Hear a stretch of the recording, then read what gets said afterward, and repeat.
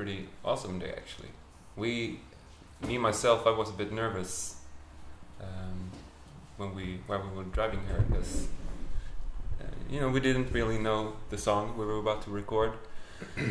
So, but I think it all turned out pretty good, and we got done surprisingly early.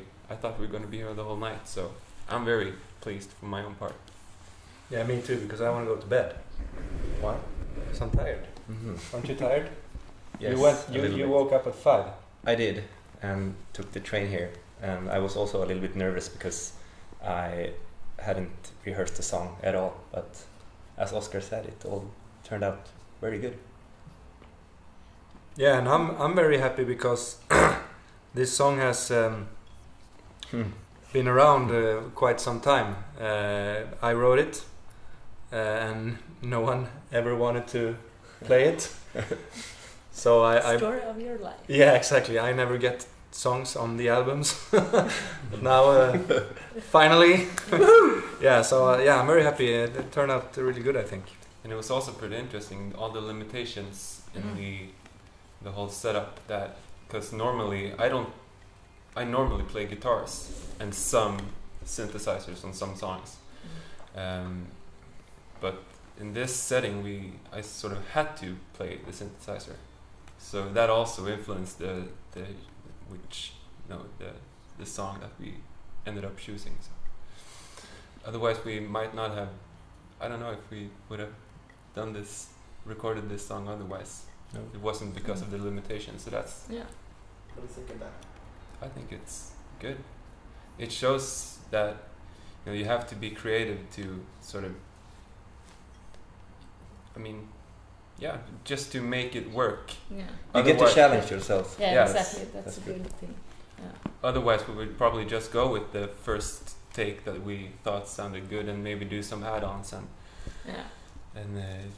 change stuff. But now that wasn't even an option. So yeah, it's good to know that you can't do any overdubs, because if you know, I think you are more careful with what you play if you know that you can't redo it. And I think that today's music has suffered a lot from this, that you can always re-edit your recordings. And I think I don't want to sound like an old man, but maybe some of the recording processes were better before Pro Tools and digital recording equipments, I think. And I think this is a good step to try to do these limitations in order to get to the core of the recording process, which is 3 or 4 or 5 or 6 persons in a room looking at each other and playing the song from start to finish.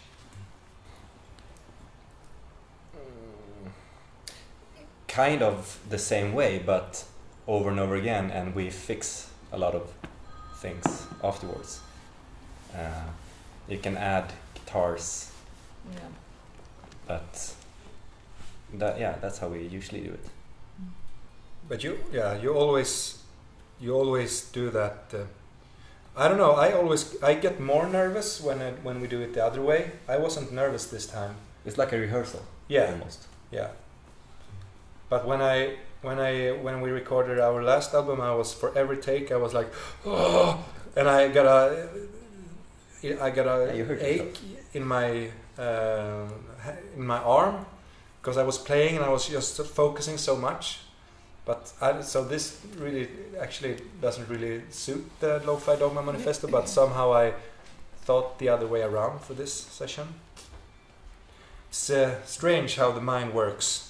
Yeah, maybe you get more relaxed when you know that this is it. Yeah, and I also think it's because now it's 5 people who can fuck up. When you record only one, it's like it's only you who can fuck up, and then you need to do it all over again. Yeah. Oh. Eric? Yeah, it's a song that, well, basically it's a lyric that I wrote almost 2 years ago, that we've tried to fit in a song, and that song didn't really make the cut for our last album, but somehow I still felt that the lyrics were good enough to try to do something else with. So I tried to rewrite the song a couple of times, brought it to the rehearsal room with the band. Didn't really work out any of the time, so now it's finally been recorded and I'm very happy about that. And it's a song, actually it did make its way onto a t-shirt that we made. Some of the lyrics are on one of our t-shirts, but the lyrics are about this fantasy land, you could say. Well, it's actually two cities, one city in the clouds and one city below the surface of the ocean, and there are people living in these two cities, and when they get depressed and they don't want to live anymore, they when they commit suicide, the people in the clouds, they jump, they dig through the cotton ground and fall down to earth like angels, and the people who live in the city below the ocean, they climb through the ocean floor and drown, and are stuck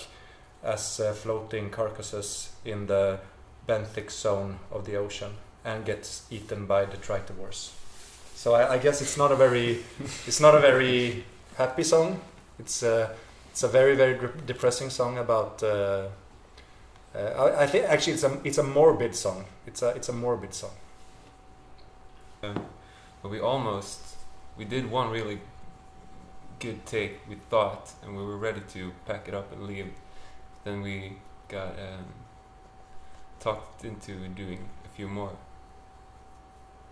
and it just, I think it turned out really, really good.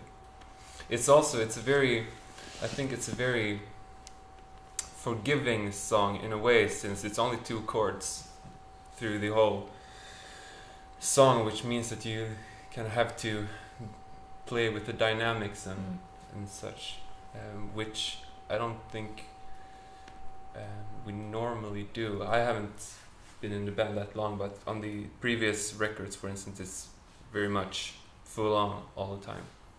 So this was really interesting. I think it turned out really, really good. Much, of course, because of Giorgio's amazing sound engineering skills. Mm-hmm. Yeah, we talked a lot about. I think this has raised the question of dynamics in this rock band. We haven't really talked about it before, but this song has kind of brought the theme of dynamics onto the table. So I think we're set when it comes to future songwriting and recording processes, that you don't always have to play everyone at the same time for as loud as you can. You can try to maybe shut the fuck up for 2 verses, and then you can join in with the rest of us. So yeah, I think that's an interesting transition for us to discuss dynamics. And that's specific, or that's even harder when you're all in the same room, when you're like, you have to watch the others in the band play, but you have to resist the urge of just laying your hand on the keys and I think I can fit something in this part as well. So also I think that this is a very great way of making music.